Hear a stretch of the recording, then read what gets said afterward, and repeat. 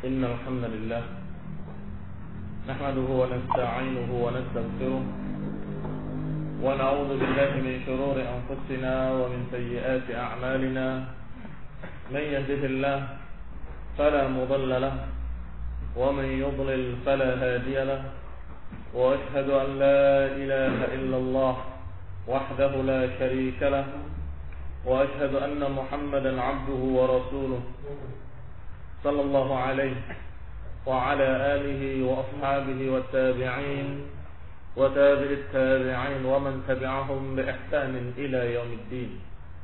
يا أيها الذين آمنوا اتقوا الله حق تقاته ولا تموتن إلا وأنتم مسلمون. يا أيها الناس اتقوا ربكم الذي خلقكم من نفس واحدة وخلق منها زوجها وبث منهما رجالا كثيرا ونساء واتقوا الله الذي تساءلون به والأرحام إن الله كان عليكم رقيبا.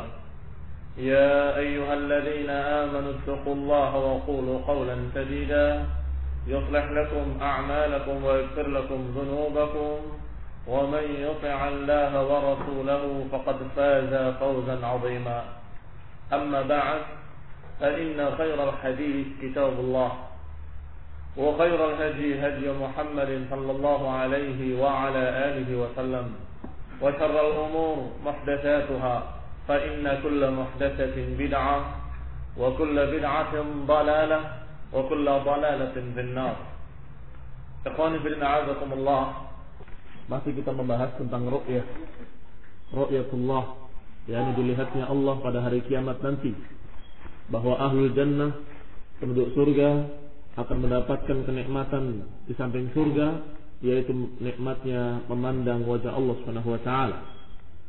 Dan kemudian adapun ucapan-ucapan ahlul dalal dari kalangan Mu'tazilah dan lainnya yang menentang akidah ini, mereka memiliki berbagai macam alasan. Di antaranya alasan mereka la tudrikuhul absar, katanya. Maka dikatakan di sini oleh Syekh Muhammad Khalil Harras, wa amma mahtajja bihil Mu'tazilah min qawlihi ta'ala la tudrikuhul absar. Adapun alasan yang dijadikan hujjah oleh Mu'tazilah, yaitu ucapan ayat yang menyatakan la tudrikuhul absar, bahwa Allah tidak bisa diliputi pandangan. Fala hujjata lahum fihi, maka ini tidak merupakan dalil buat mereka. Lianna nafil idrak la yastalzim nafil ru'ya, karena dinafikannya idrak tidak berarti dinafikannya ru'ya. Yani kalau tidak bisa diliputi bukan berarti tidak bisa dilihat. Kalimat idrak dalam bahasa Arab berbeda dengan kalimat ra'a. Fala hujjata lahum fih, maka tidak ada dalil buat mereka. Fal muradu annal absar tarahu, maknanya adalah bahwa mata-mata penduduk surga akan melihatnya. Walakin la tuhitu bihi ru'yah, tetapi Allah tidak bisa diliputi dengan pandangan. Kama annal uqul ta'lamuhu walakin la tuhitu bihi ilma, sebagaimana akal juga mengenali adanya Allah Subhanahu wa taala. Dengan melihat ciptaan-ciptaannya, akal akan berkata bahwa Allah itu ada.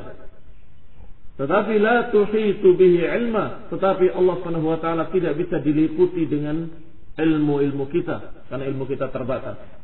Berarti li'anna al-idrak huwa ar-ru'yah ala jihatil ihatah, fa huwa ru'yatun khassah, wa nafil khass la yastalzam nafi mutlaq ar-ru'yah. Kata Syekh Muhammad Khalil Harras rahimahullah, sesungguhnya yang namanya idrak adalah melihat tapi dengan cara meliputi semua sisinya. Maka yang namanya idrak adalah cara melihat yang khusus. Kalau dinafikan cara melihat yang khusus, bukan berarti dinafikan pula cara melihat secara umum.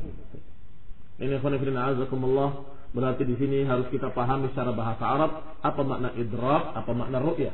Idrak itu adalah melihat dari semua sisinya, sedangkan ru'yah melihat. Harta dari satu sisi dikatakan melihat. Maka Allah Subhanahu wa taala menyatakan la tudrikuhul absar, bahwa Allah tidak bisa diliputi pandangan. Dan tentunya Jangankan Allah Subhanahu wa taala yang maha tinggi dan maha besar. Sekarang makhluk saja, makhluk yang besar, apakah gunung misalnya atau matahari dan bulan, kita melihat gunung, kita melihat bulan, kita melihat matahari. Tetapi apakah bisa kita meliputi bulan secara keseluruhan dari semua sisinya? Tidak mampu kita karena besarnya bulan itu. Demikian pula gunung, kita lihat paling satu sisinya saja. Kita melihat sisi sana, yang sisi sini nggak kelihatan. Dan demikianlah seterusnya. Ini namanya la tudrikuhul absar, tidak bisa diliputi. Tetapi Allah Subhanahu wa taala yang maha besar tidak bisa dibandingkan dengan makhluk-makhluk. Allah laisa kamitslihi syai'. Allah lebih besar dan Allah tidak bisa disamakan dengan makhluk manapun. Maka kita katakan dengan kalimat sebagaimana ucapan para ulama, dengan kalimat qiyasul aula. Kalau ini saja tidak bisa, apalagi Allah begitu. Apalagi Allah yang maha besar. Maka ikhwan fillah a'azakumullah, ayat tadi yang mengatakan Allah tidak bisa diliputi, kita katakan amanna bihi. Kami beriman bahwa Allah tidak bisa diliputi dengan pandangan. Tetapi kalau melihat wajah Allah, disebutkan dalam surga bahwasanya penduduk surga akan melihat wajah Allah dalam hadis-hadis yang sahih, bahkan dalam ayat dikatakan wujuhun yawma idzin nadhirah ila rabbiha nadhirah. Wajah-wajah mereka waktu itu berseri-seri dalam keadaan melihat wajah Allah, memandang wajah Allah. Wa kadzalika istidlaluhum ala nafyi ru'yah biqouli ta'ala li Musa alaihi salam lan tarani. Baik, ada lagi ayat Allah Subhanahu wa taala yang merupakan dalil kalau kalimat idrak berbeda dengan kalimat ru'yah. Subhanallah, Allah sebutkan kisah Nabi Musa itu dalam keadaan menggabungkan dua kalimat sekaligus. Ada kalimat idrak, ada kalimat ru'yah. Ayatnya berbunyi falamma tara al-jam'an. Falamma tara'a, ketika dua pasukan itu saling melihat. yakni pasukannya Nabi Musa dengan Bani Israel dengan pasukannya Fir'aun dan bala tentaranya. Falamma tara'a, ketika mereka saling melihat, qala ashabu Musa, berkata sahabat-sahabat Nabi Musa, inna lamudrakun, wahai Musa, kita akan bisa diliputi oleh mereka. Yang diliputi dari semua sisinya. Maka dikatakan oleh Nabi Musa, kalla, inna ma'iya rabbi sayahdin. Tidak, sesungguhnya bersamaku ada Allah yang akan membimbingku, dan seterusnya. Kalimat ini, dalam ayat ini ada kalimat tara'a, ini dari ru'yah, ketika mereka saling melihat. Maka pengikut Nabi Musa mengatakan innal mudrakun. Mudrakun adalah kalimat idrak, yakni ketika mereka sudah di ru'yah, dilihat, maka pengikut Nabi Musa berkata kita akan diidrak. Tidak, kata Nabi Musa, kita tidak akan kena dan tidak akan diliputi oleh mereka. Artinya kalimat ru'yah bukan kalimat idrak, karena dalam kisah ini ru'yah sudah ada, mereka saling melihat. Tetapi ketika idrak dikatakan oleh Nabi Musa tidak mungkin kita diidrak oleh mereka. Berarti idrak bukan ru'yah, ru'yah bukan idrak. Maka kalau Mu'tazilah memakai ayat ini yang menyatakan la tudrikul absar, bahwa Allah tidak bisa diidrak, tidak bisa diliputi dengan pandangan, bukan berarti tidak bisa dilihat sama sekali. Sedangkan ayat-ayat Al-Quran dan hadis-hadis yang sahih menyatakan bahwa mereka penduduk surga akan memandang wajah Allah Subhanahu wa taala. Alasan kedua dari mereka Mu'tazilah adalah dengan membaca ayat Allah Subhanahu wa taala lan tarani. Artinya lan tarani adalah tidak akan melihat aku. Engkau tidak akan melihat aku. Ini pun tidak tepat untuk dijadikan dalil bahwa Allah tidak dilihat. Kisahnya adalah ketika Nabi Musa meminta pada Allah Subhanahu wa taala, "Arini anzur ilaik." Ya Allah, berikan kesempatan aku untuk melihatmu. Allah mengatakan, "Innaka lan tarani." Engkau tidak akan melihatku. Maka di sini kita akan katakan bahwa ayat ini justru sebaliknya, bukan mendukung kalian wahai Mu'tazilah, justru mendukung kita. Ini kan dalilnya mengatakan Allah berfirman kepada Musa, lan tarani, engkau tidak akan melihat aku. Ketika Nabi Musa meminta, ya Allah, perlihatkan dirimu, aku ingin melihat engkau. Maka Allah katakan, tidak, engkau tidak akan melihat aku. Di sini justru dalil untuk kita, bukan untuk Mu'tazilah yang menolak ru'yah. Pertama, wuqu'us so'al min Musa. Pertama, kita lihat Musa meminta pada Allah Subhanahu wa taala. ingin melihat Allah Subhanahu wa taala. Padahal Nabi Musa adalah Rasul Allah, utusan Allah, Kalimur Rahman. Dan dia mengerti apa yang mungkin dan apa yang mustahil. Iya kan? Seorang Rasul kan mengerti mungkin atau tidak mungkinnya. Kalau dia mengatakan, ya Allah, aku ingin melihat engkau, perlihatkanlah dirimu. Ini menunjukkan bahwa Musa tahu bahwa akan bisa nanti memandang wajah Allah. Tapi Musa ingin melihatnya di dunia. Maka Allah katakan, innaka lan tarani. Ini khonifidina azakumullah, berarti Nabi Musa mengatakan permintaannya itu menunjukkan dia yakin Allah akan dilihat pada suatu saat. Sedangkan Mu'tazilah mengatakan Allah tidak bisa dilihat. Ini adalah perbedaan antara Mu'tazilah dengan Nabiullah Nabi Musa. Yang kedua, anna Allah Azza wa Jalla allaqa ar-ru'yah ala istiqrar al-jabal halat tajalli. Allah berfirman kepada Musa, undur ilal jabal, lihatlah ke gunung itu. Kalau gunung itu tetap di tempatnya, maka engkau akan melihat aku. Kalau gunung itu tidak tetap di tempatnya, maka engkau tidak akan melihat aku. Ini menunjukkan bahwa sesuatu saat Allah mungkin dilihat, karena Allah Subhanahu wa taala mengkaitkan kemungkinan dilihat tadi dengan gunung tadi. Kalau gunung itu tetap di tempatnya, engkau bisa melihat aku. Wal mu'allaq 'alal mungkin mungkin. Maka sesuatu yang dikaitkan dengan sesuatu yang mungkin, maka dia pun mungkin. Ya, ini kalau dikatakan apakah gunung itu tetap di tempatnya, mungkin atau tidak mungkin? Mungkin, berarti Allah dilihat pun mungkin. Karena Allah mengatakan kalau gunung itu tetap di tempatnya, maka engkau akan melihat aku. Yang ketiga, anallaha tajalla lil jabali bil fi'li wa huwa jamadun fala yamtani' idan an yatajalla li ahli mahabbatihi wa asfiya'ihi. Sekarang alasan ketiga kita bantah mereka, bahwa Allah Subhanahu wa taala menyebutkan dalam Al-Quran, falamma tajalla lil jabali, ketika Allah menampakkan dirinya kepada gunung, maka gunung itu hancur lumpuh. Maka khonifidina azakumullah, ini dalil bahwa Allah bisa menampakkan dirinya untuk dilihat suatu saat, sebagaimana Allah menampakkan diri pada gunung. Dan Allah Subhanahu wa taala tentunya ala kulli syai'in qadir, maha kuasa untuk menakdirkan penduduk surga mampu untuk melihat Allah Subhanahu wa taala. Sedangkan kalimat lan tarani, kata Mu'tazilah ini seringkali bermain bahasa. Biasanya mereka mengatakan kalimat lan itu secara bahasa artinya tidak mungkin selama-lamanya. Berarti kalimat lan beda dengan la. La itu kan tidak bisa. Tetapi kalau lan tarani itu lebih parah lagi. Lan itu artinya tidak akan selama-lamanya. Ini dipahami oleh orang-orang Arab begitu. Oleh Mu'tazilah menyatakan bahwa kalimat lan itu kan selama-lamanya. Berarti kalau selama-lamanya di akhirat pun tidak akan dilihat.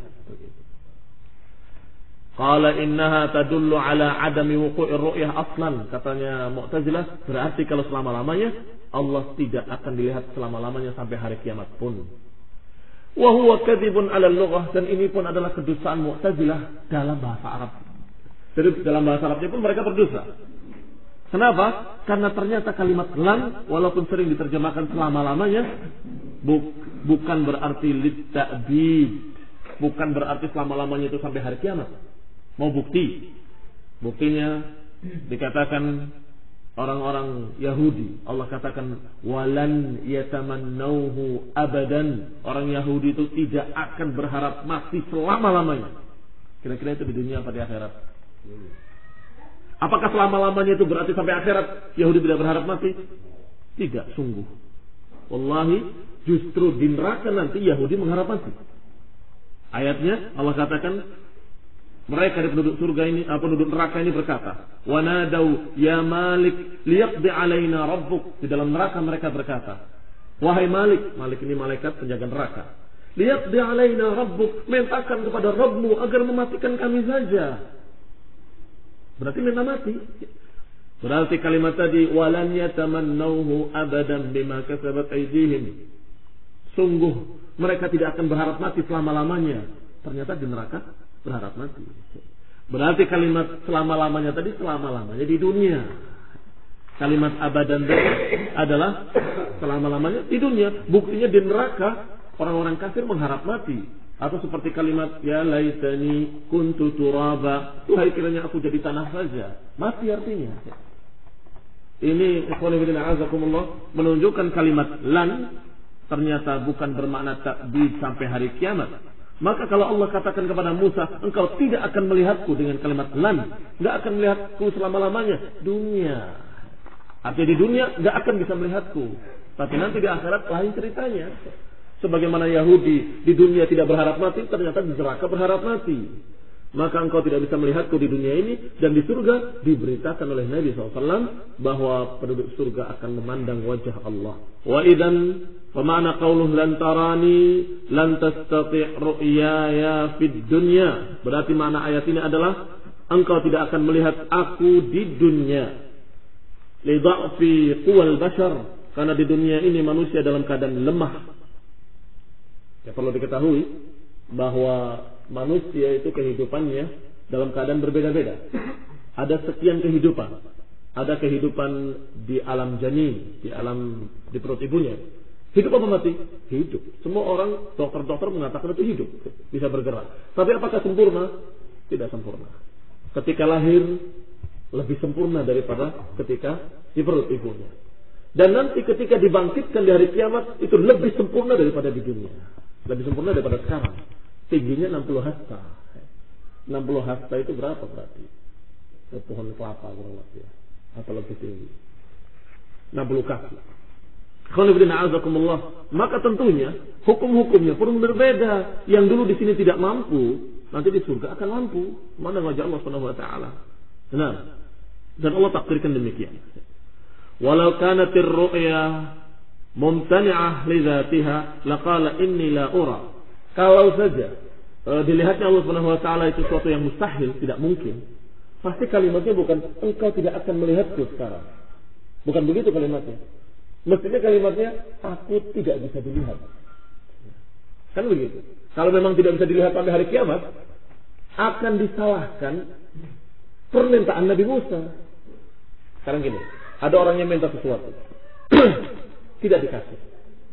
Ada orang yang minta kepada sesuatu tetapi disalahkan permintaannya. Itu kan berbeda.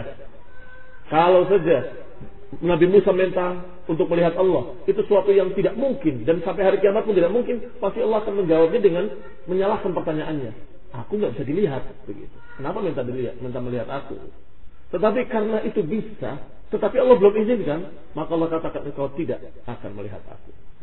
Jadi sekarang tidak akan melihat aku, nanti. Ini khonibina azakumullah, beda dengan orang. Ya, kita harus bedakan kalau seorang yang minta sesuatu. Ada orang bawa keresak. Kita kira makanan untuk gorengan. Kita katakan, hat-hat, at'imni, beri makan aku dari apa yang dikeresakmu itu. Kalau ente jawab tidak, nggak boleh. Berarti makanan bukan makanan dalam ini. Hah? Makanan. Tapi nggak diizinkan, enak, ya kan gitu. Makanan. Tapi kalau ternyata yang dibawanya adalah engsel, itu keresak, hat-hat, beri makan kami dengan apa yang dikeresak itu. Apa jawabannya? Bukan, oh enggak boleh, bukan begitu kan? Ini bukan makanan, ini tidak bisa dimakan, kan begitu jawabannya. Nah, ketika Nabi Musa minta pada Allah, ya Allah, arini anzur ilaik, perlihatkan kepadaku, aku ingin melihat engkau. Kata Allah, tidak, engkau tidak bisa melihatku sekarang. Kalimat dengan kalimat, engkau tidak akan melihatku. Ini menunjukkan suatu saat akan melihat Allah Subhanahu wa taala. Tidak disalahkan di pertanyaannya. Kalau saja tidak bisa selama-lamanya sampai hari kiamat pun tidak bisa melihat Allah, maka niscaya pertanyaannya yang akan disalahkan. Akan dikatakan kamu salah tanyanya, atau mintanya permintaan yang mustahil. Aku nggak bisa dilihat. Begitu. Ini khonibun azakumullah jawaban dari para ulama ketika menyatakan hal ini. Niscaya Allah akan menjawab kalau memang tidak mungkin, sampai hari kiamat pun tidak mungkin, Allah akan katakan inni la ura, atau la yajuzu ru'yati aw lastu bimar'i, aku tidak bisa dilihat, atau aku dalam keadaan tidak bisa dipandang, dan sejenisnya. Wallahu taala a'lam. Ada pembahasan secara umum tentang ayat-ayat sifat. Inna an-nadhir fi ayat as-sifat allati saqaha al-muallif rahimahullah yastati' an yastanbit minha qawa'id wa usulan hammah yajib ar-ruju' ilaiha fi hadzal bab. Barang siapa yang melihat dan memperhatikan ayat-ayat tentang sifat-sifat Allah, yang telah disebutkan oleh muallif di sini, yang telah disebutkan oleh Syekhul Islam, dan kemudian bisa mengambil istinbat dari ayat-ayat tersebut, niscaya kita akan melihat di dalamnya ada kaidah-kaidah, ada prinsip-prinsip yang penting yang kita harus merujuk kepadanya. Prinsip pertama, ittafaqas salaf ala annahu yajibul iman bi jami'il asma'il husna wa ma dallat alaihi min as-sifati wa man yansha' anha min al-af'al. Pertama, para salafus saleh sepakat wajibnya mengimani seluruh nama-nama Allah dan semua apa yang ditujukan dari nama itu tentang sifat-sifat Allah. Karena setiap nama mengandung sifat. Maka kita beriman dengan nama-nama Allah dan beriman pula dengan sifat-sifat yang terkandung di dalamnya. Karena ada beberapa aliran yang beriman pada namanya tapi sifatnya enggak. Allah memiliki nama alim tapi tidak berilmu. Ini kan aneh. Namanya diterima, sifatnya enggak diterima. Allah qadir tanpa kudrah. Kalau kudrah sifat, kalau qadir nama. Maka prinsip pertama, harus diimani nama-namanya dan harus diimani pula sifat-sifat yang terkandung dalam nama tersebut. Seperti contohnya al-qudrah. Yajibul iman bi annahu subhanahu wa ta'ala ala kulli syai'in qadir. Berarti kita harus beriman bahwa Allah Maha Kuasa untuk berbuat apapun, dan kita beriman pada Allah Subhanahu wa taala bahwa Allah Maha sempurna kekuasaannya, dan beriman pula dengan semua apa yang Allah lakukan dengan kekuasaannya. Demikian pula pada sifat-sifat yang lain. Wa ala hadza fama warada fi hadhihi al-ayat allati saqaha al-musannif fil asma'il husna fa innaha dakhilatun fil iman bil ismi. Berarti semua ayat-ayat yang kita baca, yang sudah kita pelajari dalam kajian ini, dalam kitab ini, maka semuanya kita imani nama-namanya, kita imani pula sifat-sifatnya, dan juga semua yang konsekuensi-konsekuensinya. Wa ma fiha min dzikri sifat, maka semua apa yang disebut dari sifat Allah, seperti kemuliaan Allah, kekuasaan Allah, ilmu Allah, hikmah Allah, kehendak Allah, maka semuanya termasuk iman terhadap sifat-sifat Allah. Prinsip kedua, dallat hadhihi an-nusus al-Qur'aniyah ala anna sifatil bari qisman. Dari sifat-sifat yang kita pelajari dalam ayat-ayat ini, kita mendapati bahwa ayat-ayat Quran ini yang menerangkan sifat-sifat ini, ternyata sifat-sifat Allah itu ada dua jenis. Ada sifat dzatiyah dan ada sifat fi'liyah.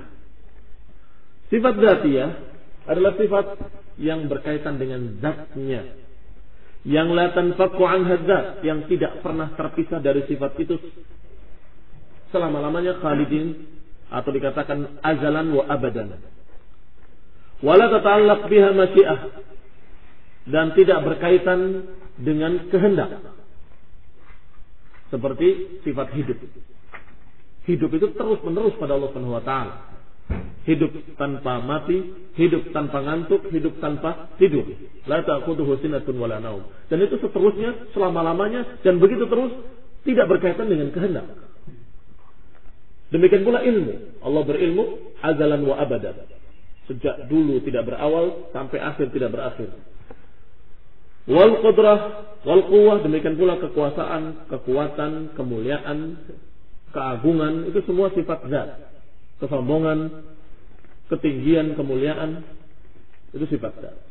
Ada lagi sifat, bukan sifat zatiyah tapi sifat fi'liyah, fi'il. Kalau fi'il, perbuatan Allah Subhanahu wa taala. Sifat yang seperti inilah yang berkaitan dengan kehendak. Kalau Allah kehendaki, Allah kerjakan. Kalau tidak Allah kehendaki, Allah tidak kerjakan. Seperti di antara sifat-sifat Allah Subhanahu wa taala disebutkan di sini contoh-contohnya, bahwa yang namanya sifat fi'liyah adalah sifat yang berkaitan dengan kehendaknya. Wa qudratihi kullu waqtin wa an. Kalau kemampuannya, maka Allah mampu dan kuasa untuk mengerjakannya kapanpun. Tetapi kadang Allah menghendaki, kadang tidak.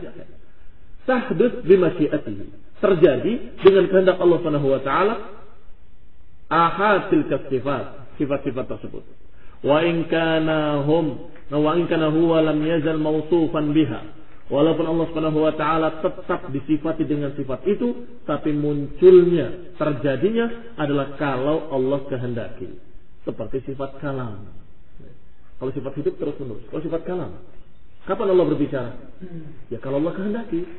Tapi sifatnya kita katakan bahwa Allah tetap berkuasa, mampu untuk berbicara kapanpun sekehendak Allah. Tapi kenyataannya ketika muncul kalimat itu, kapan? Kalau Allah kehendaki, Allah berbicara. Kalau Allah tidak kehendaki, dia tidak berbicara. Tetapi kemampuannya dan kekuasaannya terus menerus. Azalan wa abadan. Azal itu ke belakang tidak berawal. Abadan itu ke belakang tidak berakhir. Azalan wa abadan. Selama-lamanya. Maka inilah yang disebut sifat fi'liyah. Mudah-mudahan bisa dibedakan. Kalau sifat zat terus menerus. Kalau sifat fi'liyah itu kalau Allah kehendaki Allah kerjakan. Kalau tidak Allah kehendaki Allah tidak kerjakan. Seperti marah. Itu sifat Allah Subhanahu wa taala. Dalam Quran disebutkan beberapa kali. Wa ghadiballahu alaihim. Allah murka pada mereka. Apakah terus-menerus marah? Tidak. Ketika Allah kehendaki marah, Allah marah, Allah murka. Dan ketika tidak Allah kehendaki, maka tidak mengerjakannya. Maka ini namanya sifat fi'liyah. Berbeda dengan sifat zat tadi. Kalau sifat dzatiyah yang terus-menerus pada Allah dan tidak berkaitan dengan kehendak, seperti hidup. Sifat hidup bagi Allah, sifat kemuliaan, sifat ketinggian dan seterusnya.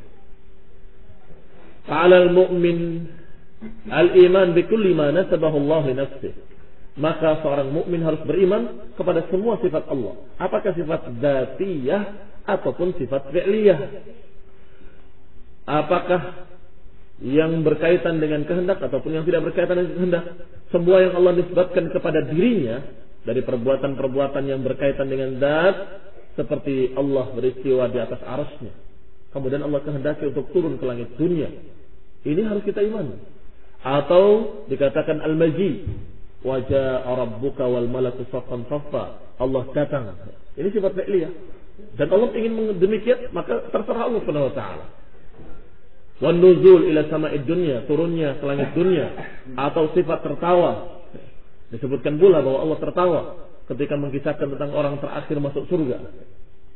Orang terakhir masuk surga adalah orang yang dalam keadaan dia di neraka dan terus memohon karena masih punya iman, sangat kecilnya iman tersebut, maka sampai seluruhnya sudah masuk surga, tinggal orang ini mengatakan, ya Rabb, selamatkan aku dari neraka. Walaupun aku tidak masuk surga tidak apa-apa. Maka dalam keadaan dia diselamatkan dari neraka, dia belum masuk surga. Tetapi dia melihat neraka terus-menerus tersiksa. Ya Allah, palingkan aku dari neraka. Aku tidak ingin melihat neraka lagi. Ya kalau dipalingkan dari neraka, dia melihat surga. Apalagi kalau bukan neraka, surga. Maka dipalingkan oleh Allah, dia melihat surga. Ketika dia melihat surga, dia lupa janjinya untuk tidak minta lagi. Ya Allah, aku ingin bernaung di bawah pohon itu. Maka dijanjikan lagi, jangan minta lagi setelah ini. Dia mengatakan, iya aku tidak akan minta apapun selain ini. Ketika dia bernaung di bawah pohon itu, dia melihat penduduk surga yang nikmat. Dia meminta pada Allah Subhanahu wa taala untuk masuk dalam surga. Maka Allah Subhanahu wa taala tertawa ketika itu. Ini kata Rasulullah SAW, ketika Rasulullah tertawa, ditanya oleh para sahabatnya, kenapa engkau tertawa wahai Rasulullah? Sungguh aku tertawa karena Allah pun ketika itu tertawa melihat orang ini. Ini khonifidina azakumullah. Bahkan di antara riwayat lain dikatakan orang tadi ketakutan, kekhawatiran kalau surga sudah penuh. Ya Allah, aku lihat surga itu penuh. Maka Allah tertawa. Tentunya tidak sama dengan makhluk. Itu harus kita yakini. Tertawa kita, tertawanya Allah berbeda. Laisa kamitslihi syai'. Allah tidak serupa dengan makhluk manapun. Maka demikian pula tertawanya tidak sama dengan makhluk manapun. Ikhwan fillah azakumullah. Maka di sini disebutkan sifat-sifat fi'liyah seperti ridha, marah, tertawa, benci, suka, mencintai, dan semuanya berkaitan dengan kehendak Allah. Kalau Allah menghendaki untuk mencintai seseorang, maka Allah cinta kepadanya dan Allah buktikan dengan memberikan taufik kepadanya. Dan ketika Allah Subhanahu wa taala murka pada seseorang, maka ini pun dengan kehendak Allah Subhanahu wa taala. Wal muta'alliq bi khalqih. Demikian pula sesuatu yang berkaitan dengan penciptaan. Allah menciptakan makhluk-makhluk. Allah memberikan rizki-rizki. Allah menghidupkan, Allah mematikan. Sifat apa ini? Zatiyah atau fi'liyah? Fi'liyah. Kalau Allah kehendaki untuk menghidupkan, Allah hidupkan. Kalau Allah kehendaki untuk mematikan, maka Allah matikan. Dan lain-lainnya dari pengaturan-pengaturan alam semua, alam semesta ini adalah juga sifat Allah yang fi'liyah. Prinsip ketiga, isbatu tafarrudi Rabb jalla sya'nuhu bi kulli sifatil kamal. Bahwasanya Allah Subhanahu wa taala menyendiri, jadi tidak sama dengan makhluknya dalam semua sifat-sifat tadi, dalam semua sifat-sifat kesempurnaan. Wa annahu laisa lahu syarikun aw mathilun fi syai'in minha, dan bahwa Allah Subhanahu wa taala tidak menyerupai apapun dan tidak ada satu makhluk pun yang menyerupainya. Jadi setiap kita membaca ayat atau hadis tentang Allah, jangan langsung ditolak karena pikiran nanti sama dengan makhluk. Jangan. Kita yakini tidak sama dengan makhluk. Jadi kalau membaca hadis tadi Allah tertawa, membaca hadis yang lain Allah demikian, maka kita yakin tidak sama dengan makhluk. Ini prinsip yang ketiga. Prinsip keempat, isbatu jami' ma warada bihil kitab wa sunnah min as-sifat la farqa baina dzatiyah minha aw fi'liyah. Bahwa kita harus tetapkan adanya sifat-sifat tersebut dan kita imani apakah itu sifat dzatiyah seperti ilmu, qudrah, iradah, haya, sama' wal basar dan seterusnya, ataupun fi'liyah seperti keridhaan, kecintaan, kemarahan dan seterusnya. Wa kadzalika la farqa baina itsbatil wajhi wal yadain wa nahwihima wa bainal istiwa. Kita tidak perlu membedakan apakah sifat-sifat yang berkaitan dengan zatnya seperti sifat tangan, wajah dan sebagainya, ataupun sifat fi'liyah Allah di atas arasy-Nya, Allah turun ke langit dunia, semuanya harus kita imani. Adapun golongan yang sesat dalam masalah ini, dalam masalah asma dan sifat, adalah aliran Jahmiyah yang menafikan nama-nama Allah dan sifat-sifatnya sekaligus. Yang kedua, golongan Mu'tazilah yang mereka menafikan sifat-sifatnya walaupun mengimani nama-namanya. Dan juga golongan-golongan lain yang menyamakan Allah dengan makhluknya. Ikhwan fillah azakumullah, termasuk di dalamnya yang sesat dalam masalah asma dan sifat adalah aliran Asy'ariyah yang banyak beredar di Indonesia. Itu adalah kelompok yang juga sesat dalam masalah asma dan sifat. Allahu ta'ala a'lam bis-shawab wal afiyah. Subhanallah, alhamdulillah, wa la ilaha illa anta, astaghfiruka wa atubu ilaik.